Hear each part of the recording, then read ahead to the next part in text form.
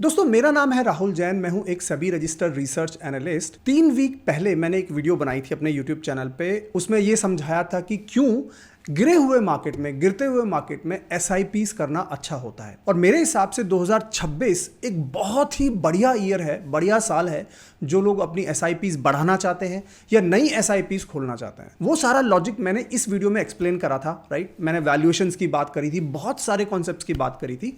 अगर आपने अब तक वो वीडियो नहीं देखा है तो आप मेरे चैनल पर जाके देख सकते हैं। 3 लाख से भी ज्यादा लोगों ने इस वीडियो को देख लिया है ऑलरेडी पिछले 3 वीक्स में। अब नई SIPs या SIP बढ़ाने के लिए केवल मैं ही नहीं कह रहा हूं, इनफैक्ट शंकरन नरेन जो कि ICICI प्रूडेंशियल AMC के CIO हैं, इनका भी अभी स्टेटमेंट आया 13 अप्रैल को कि good time to start SIPs। Okay, अब एस नरेन का स्टेटमेंट मैं क्यों आपको बता रहा हूं, क्योंकि ये वही इंसान है जिन्होंने 2024 में ये बताया था कि भाई स्मॉल कैप्स में बहुत जबरदस्त बबल है, मार्केट के वैल्यूएशंस बहुत ज्यादा ऊपर पहुंच चुके हैं और मार्केट में करेक्शन का खतरा बहुत ज्यादा है।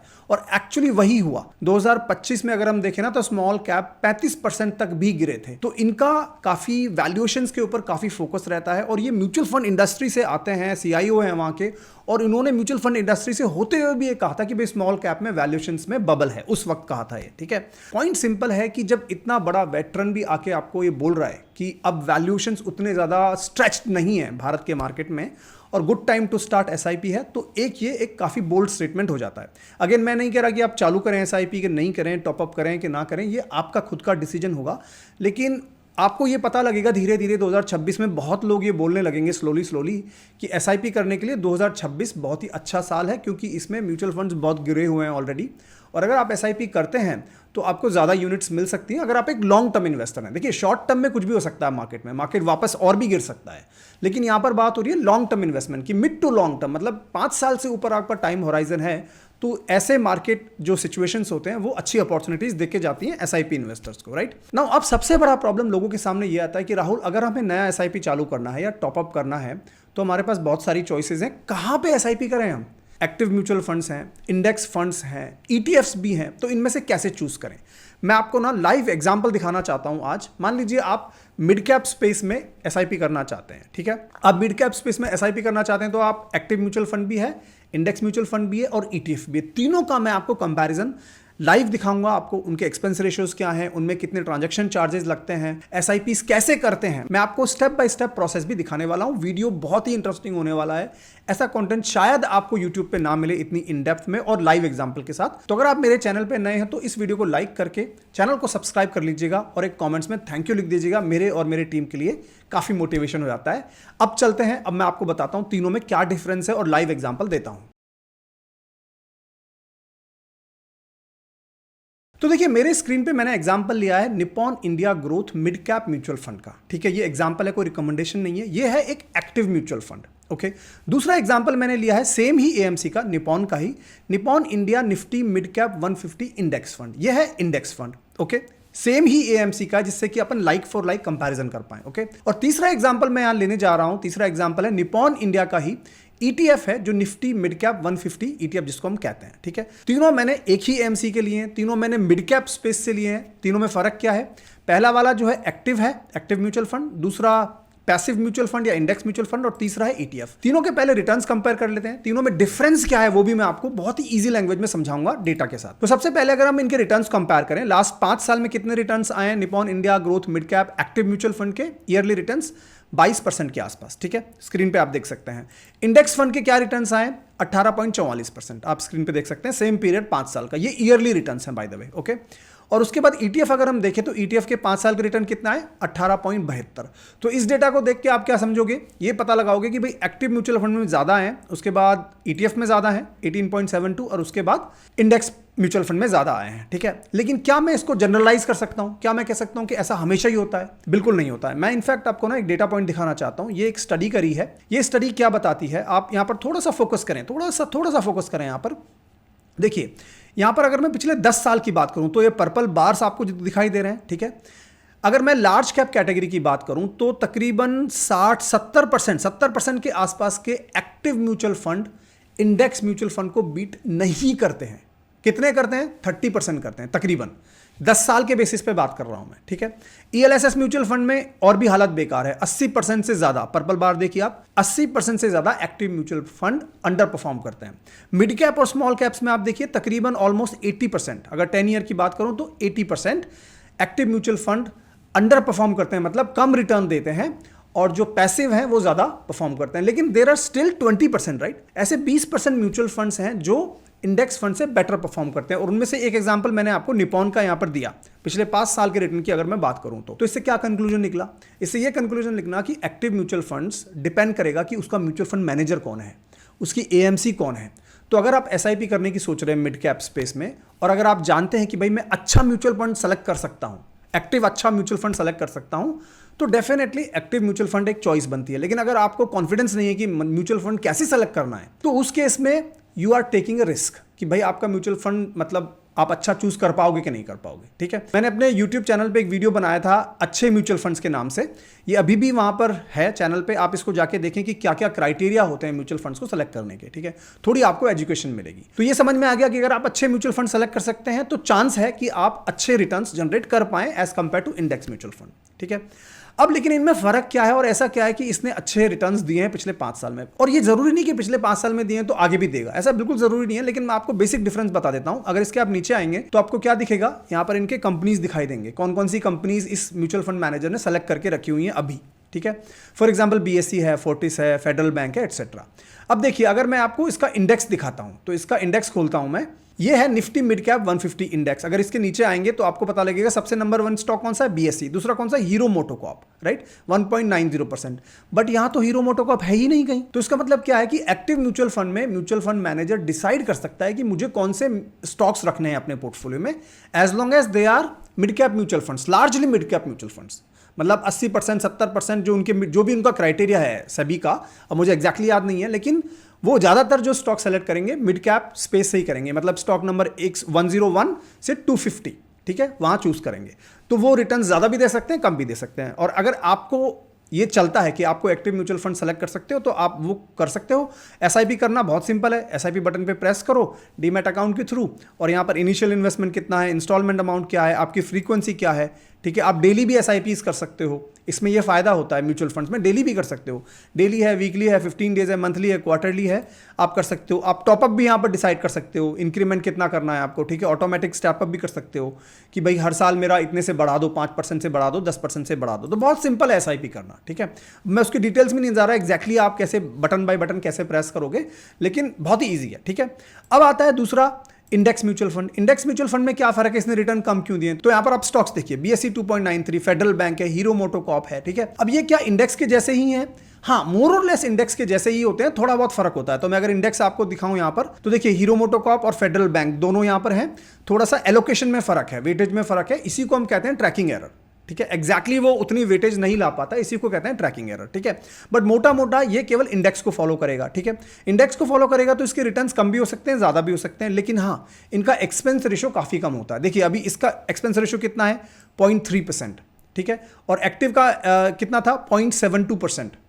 तो एक्टिव में एक्सपेंस रेशियो ज्यादा है, इंडेक्स में कम है। ऐसा क्यों है? क्योंकि म्यूचुअल फंड मैनेजर को मेहनत ज्यादा नहीं करनी पड़ रही यहां पे, वो इंडेक्स में जो भी स्टॉक्स हैं उनको ही बस अपने पोर्टफोलियो में रख लेगा। लेकिन एक्टिव में क्या करता है म्यूचुअल फंड मैनेजर, जाके पूरी रिसर्च करेगा, अपनी टीम के साथ डिस्कस करेगा कौन से स्टॉक्स चूज करने हैं, कौन से नहीं करने हैं, और हो सकता है कि बेटर रिटर्न्स भी दे दे और हो सकता है कि अच्छे रिटर्न्स ना भी दे, दोनों पॉसिबल हैं। और ऐसा भी कुछ होता है कि कुछ पीरियड के लिए अंडर परफॉर्म करे, उसके बाद फिर आउट परफॉर्म करे। तो ये सारे फैक्टर्स को कंसिडर करते हुए आप एक्टिव म्यूचुअल फंड्स चूज कर सकते हैं अगर आपको आता है कि कैसे करना है। फॉर एग्जाम्पल मेरे पोर्टफोलियो में अगर मैं बात करूं, ज्यादातर मेरे एक्टिव म्यूचुअल फंड्स ही हैं, क्योंकि मुझे मालूम है कि मैं कैसे म्यूचुअल फंड्स को सेलेक्ट करना है। मैंने बहुत रिसर्च करी हुई है, 3-4 साल से तो मैं वीडियोस ही बना रहा हूं इन टॉपिक्स पे, राइट। तो बहुत सारी रिसर्च कर लेता हूं, तो मुझे समझ में आता है कि कौन से अच्छे एक्टिव म्यूचुअल फंड्स हैं, ठीक है। लेकिन अगर आपको समझ में नहीं आता है तो पैसिव म्यूचुअल फंड्स में इंडेक्स म्यूचुअल फंड और ETF। पैसिव मतलब आप इंडेक्स को फॉलो कर रहे हैं, ठीक है, तो उसमें कौन सा है, इंडेक्स और ETF। अब हम बात करते हैं कि इंडेक्स म्यूचुअल फंड और ETF के रिटर्न्स में क्यों फर्क आया। तो देखिए इंडेक्स म्यूचुअल फंड के रिटर्न कितने थे यहां पर 5 साल में, 18.44, और यहां पर ETF के कितने थे, 18.72%। तो स्लाइटली बेटर थे ETF के। इसको भी मैं जनरलाइज नहीं कर सकता, मैं नहीं कह सकता कि हमेशा ही ऐसा होता है, कई बार ETF भी अंडर परफॉर्म कर देते हैं, कई बार index mutual fund underperform करते हैं, कई बार ETF भी अंडर परफॉर्म करते हैं। लेकिन एक बात याद रखिएगा कि ETFs के जनरली एक्सपेंस रेशियो काफ़ी कम होता है compare to index mutual fund. तो यहां पर इसका एक्सपेंस रेशियो क्या है, देखिए 0.21% है, ठीक है। और यहां पर कितना था, इसका 0.3% था, तो 0.09% कम है किसका, ETF का। तो ये फायदा है कि ETF सस्ते होते हैं, ठीक है। इनके एक्सपेंस रेशियो थोड़े कम होते हैं, इसकी वजह से इनके रिटर्न्स जो होते हैं ओवरऑल थोड़े बेटर आते हैं। एक और मिसकंसेप्शन है लोगों का, जो आप ये रिटर्न्स देख रहे हो ना, 5 साल के रिटर्न्स हैं जो 18.72%, ठीक है, और जो यहां पर 18.44% है, इनमें ऑलरेडी एक्सपेंस रेशियो एडजस्टेड है, ठीक है। ये जो एक्सपेंस रेशियो जो आप देख रहे हो, ये इनको माइनस करने के बाद ही रिटर्न्स को डिक्लेयर करा जाता है, ठीक है। तो या तो आप रिटर्न्स को देख लो 18.44 versus 18.72 and make your decision. Returns बहुत ही सिमिलर हैं ETFs में और इंडेक्स फंड्स में, तो बहुत ज़्यादा फर्क नहीं है, कोई जमीन आसमान का फर्क नहीं है। तो आपको दोनों में से कौन सी स्टाइल चूज करनी है वो अभी मैं और भी डिस्कस करूंगा, और भी फैक्टर्स हैं, बट मोटा मोटा अब तक आपको समझ में आ गया होगा कि भाई रिटर्न्स में क्या फर्क है, एक्टिव में, पैसिव में और ETFs में। एक ही AMC का एग्जाम्पल लेके समझाने की मैंने आपको कोशिश करी है। अगर आपको ये पसंद आया तो लाइक कर दीजिएगा। अब मैं आपको बात करता हूं कि इनमें ट्रांजैक्शन चार्जेस क्या होते हैं। ये भी एक इंपॉर्टेंट फैक्टर है जो आपको समझना पड़ेगा, ठीक है। तो देखिए म्यूचुअल फंड्स में क्या होता है, चाहे एक्टिव है चाहे पैसिव है, ठीक है। एक रूल है, अगर आप गूगल करोगे तो स्टैंप ड्यूटी लगती है, कितनी लगती है, 0.005%। मतलब मैं अगर आपको डेटा दिखाऊं तो मान लीजिए ये एक डेटा देखिए, मैं 50,000 की SIP करता हूं वीकली, ठीक है। तो वो मैं आपको लाइव डेटा दिखा रहा हूं यहां पर। इसमें देखिए मैं 50,000 की करता हूं तो एक्चुअल में मेरा कितना पैसा इन्वेस्ट होता है, 49,997.48। वाई, ये ₹2.5 के आसपास क्यों कट जाता है मेरा, वो कट जाता है स्टैंप ड्यूटी की वजह से।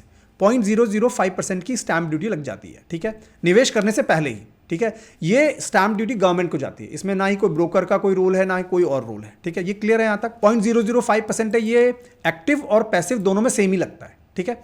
लेकिन ETF में क्या होता है, ETF में मैं आपको अब एग्जांपल करके दिखाता हूं। तो फॉर एग्जांपल इसी में ही जाते हैं अपन, तो ये है हमारा मिड 150 इसको अपन बाई करने की कोशिश करते हैं। तो अगर मैं इसके बाई बटन पे प्रेस करता हूं यहां पर, और मैं अमाउंट में सेम ही अमाउंट डालता हूं, मान लीजिए 50,000 डालता हूं, ठीक है। यहां पर मैंने 50,000 डाला, तो इस पे देखिए आप यहां पर कितने पैसे कटे मेरे, यहां पर मेरे कट रहे हैं ₹8.87, ठीक है। मतलब 49,906 ही यहां पर मेरे लग रहे हैं, जो कि इंडेक्स म्यूचुअल फंड से कहीं ज्यादा इसमें खर्चा बैठ रहा है। ये निकल के आता है तकरीबन 0.018%। मतलब ETFs में ट्रांजेक्शन चार्जेस ऑलमोस्ट 4 टाइम्स ज्यादा है, 0.005% से 0.018%। तो मतलब 4 टाइम्स ज्यादा है ट्रांजेक्शन चार्जेस। तो जब भी ट्रांजैक्शन चार्जेस ज्यादा हैं तो आप SIPs करेंगे, डेली करेंगे या वीकली करेंगे, तो आपके ज्यादा यहां पर चार्जेस लग जाएंगे। तो ये एक पॉइंट जरूर ध्यान रखना जब भी अपन ट्रांजैक्शन चार्जेस की बात करते हैं। अब देखिए ट्रांजैक्शन चार्जेस तो एक बात हुई, दूसरी हमने बात करी थी एक्सपेंस रेशियो की, ठीक है। तो एक्सपेंस रेशियो फॉर एग्जांपल इस एग्जांपल में लेते हैं, ETF का एक्सपेंस रेशियो कितना है, 0.21%, ठीक है। और यहां पर एक्सपेंस रेशियो कितना है, 0.3%। तो इसका मतलब इंडेक्स फंड का कितना ज्यादा हुआ, 0.09%। लेकिन ट्रांजैक्शन चार्जेस में कितना फर्क था, अगर आपको मैथ्स याद है तो ट्रांजैक्शन चार्ज में कितना फर्क था। अगर मैं 0.018% को पूरा के पूरा एक्स्ट्रा एक्सपेंस भी मान लेता हूं तो 0.02% ही आता है, ठीक है।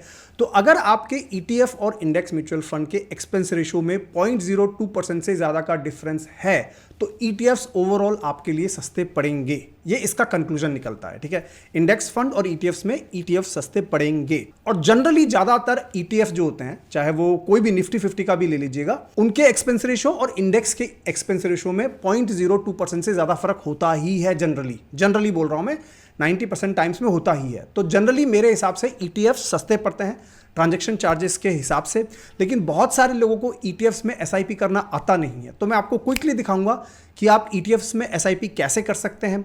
हाँ, थोड़े इसके डिसएडवांटेज और भी हैं और एडवांटेजेस भी हैं, मैं वो भी क्विकली आपको 1-2 मिनट में अभी कवर करने वाला हूं। तो देखिए ETF में SIP करना बहुत स्ट्रेट फॉरवर्ड है, थोड़ा प्रोसेस अलग हो सकता है डिपेंडिंग ऑन आप कौन सा डीमैट अकाउंट यूज कर रहे हैं। तो मैं आप जीरोधा के हिसाब से दिखा देता हूं, मैं जीरोधा अभी फिलहाल यूज कर रहा हूं, ठीक है। तो यहाँ पर क्रिएट न्यू SIP है, तो यहाँ पर हम जाएंगे और हम SIP को नाम दे देंगे। मान लीजिए मुझे मिड कैप में SIPs करनी है, तो मैंने बोला मिड कैप SIPs, ओके।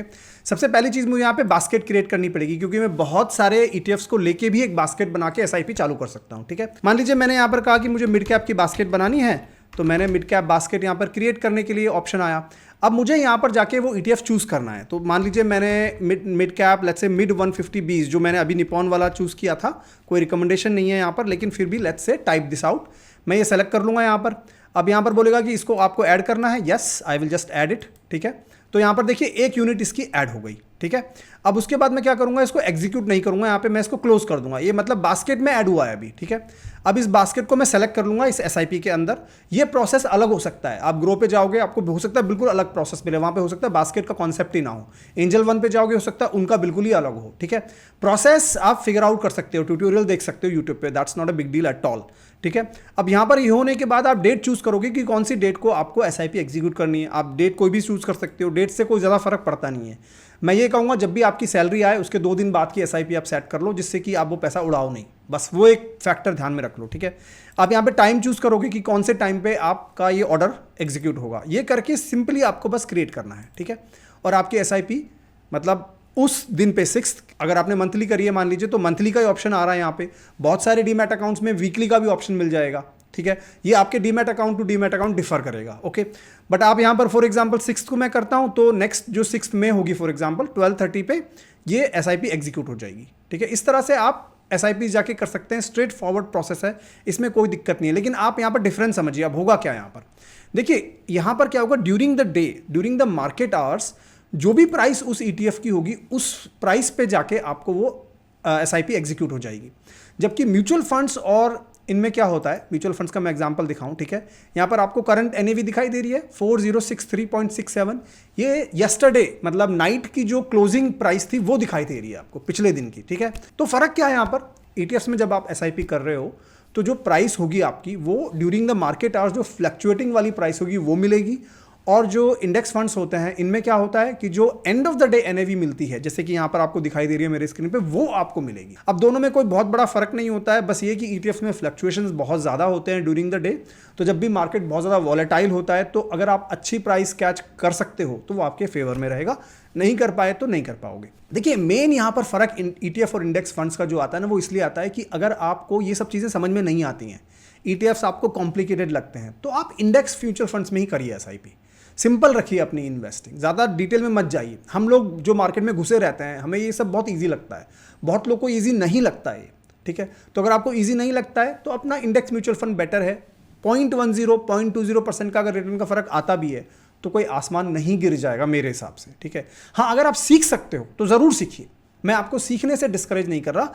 मेरे चैनल पे बहुत सारी वीडियोस मैंने बनाई हुई हैं, आप खुद जाके सीखिए। इनफैक्ट मैं आपको ये भी बोलूँगा कि अगर आप मेरे चैनल पे 6 महीने की वीडियोस देख लेंगे, अगर आप 6 महीने सब्सक्राइब करके कंटिन्यूसली हर वीडियो को देख लेंगे, तो मैं गारंटी के साथ कह सकता हूँ कि 6 महीने बाद आपकी जो नॉलेज होगी ना वो मतलब अलग ही लेवल की नॉलेज होगी इन्वेस्टमेंट्स पे। ये मेरी क्लेम है, ये मेरी गारंटी है आपको, ठीक है। क्योंकि knowledge is what I am trying to give you almost in every single video, बहुत ही डिफरेंट एंगल से लाके आपको लाइव डेटा के साथ दिखाने की कोशिश मैं कर रहा हूँ। तो इस तरह से आप ईटीएफ्स में एसआईपी कर सकते हैं। तो मैंने आपको बेसिक डिफरेंसेस बता दिए, इनमें डिफरेंसेस क्या होते हैं। ईटीएफ और इंडेक्स फंड में केवल एक्सपेंस रेशियो का मेनली फर्क है, ट्रैकिंग एरर का भी फर्क होता है। जैसे मैंने ट्रैकिंग एरर आपको कॉन्सेप्ट बताया था यहाँ पर कि जो वेटेज था, फॉर एग्जाम्पल यहाँ आता हूँ मैं इंडेक्स फंड में, यहाँ पर देखिए अब फॉर एग्जांपल नीचे आके मैं आपको दिखाता हूँ तो फेडरल बैंक का यहाँ पे एलोकेशन कितना है 1.96%, ओके। लेकिन अगर मैं यहाँ पर जाता हूँ किसमें, निफ्टी का जो इंडेक्स है वहाँ पर फेडरल बैंक का कितना है 1.84% है।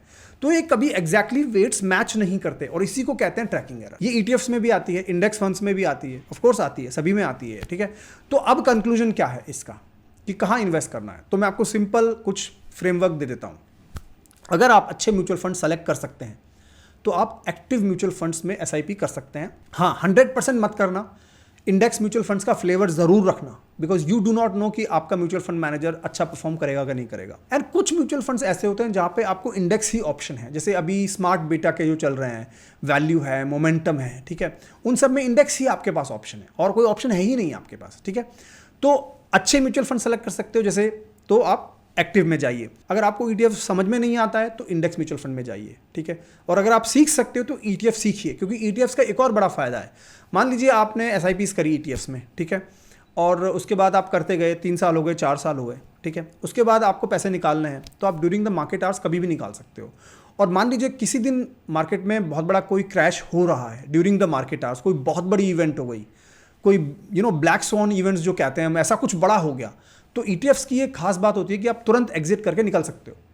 इंडेक्स फंड में ना 1-2 दिन लग जाते हैं निकलने में, ठीक है। तो ये एक फायदा है कि अगर आपको बहुत ज़्यादा टाइम करना है चीज़ों को तो ईटीएफ्स बेटर है, और अगर आपको ज़्यादा टाइम नहीं करना, आपको 20 साल 25 साल अपना पैसा कंपाउंड करना है, इंडेक्स फंड में डाल के छोड़ना है, तो फिर इंडेक्स म्यूचुअल फंड।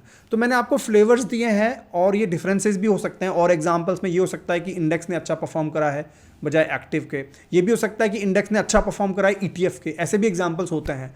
तो जनरलाइज करना बहुत ही मुश्किल है, लेकिन फिर भी मैंने आपको एक इसमें कंपैरिजन दिया है लाइव डेटा के साथ। उम्मीद करता हूं कि आपको पसंद आया होगा, लेकिन अगर आपके अब भी क्वेश्चंस हैं तो कमेंट्स में डालो। मैं कमेंट्स पढ़ के अगली वीडियोस में मैं कोशिश करता हूं कि मैं नेचुरली उनके आंसर्स दे दूं, बजाय एक एक कमेंट को टाइप करूं, क्योंकि उतना मेरे पास टाइम नहीं होता है कि हर कमेंट को पढूं। बहुत सारे कमेंट्स को पढ़ के कोशिश भी करता हूं, लेकिन हर बार ये पॉसिबल नहीं होता है। तो आप अपने कमेंट्स ज़रूर लिखिएगा, और आपकी क्या चॉइस बनती है अभी। क्या आप एक्टिव में एसआईपीस करना चाहते हैं, क्या इंडेक्स में करना चाहते हैं, क्या ईटीएफ्स में करना चाहते हैं, मुझे कमेंट्स में लिखें। और अगर कोई मैंने क्रिटिकल पॉइंट मिस कर दिया है, जो ऑलरेडी अच्छे से इन्वेस्ट कर रहे हैं, बड़े इन्वेस्टर्स हैं, अगर आप मेरा वीडियो देख रहे हैं तो आप वो ऐड कर दीजिएगा कमेंट्स में, जिससे कि लोगों की अंडरस्टैंडिंग और भी अच्छी हो जाए। अभी इस वीडियो में इतना ही, फिर मिलूंगा आपसे, तब तक के लिए जय हिंद, जय भारत।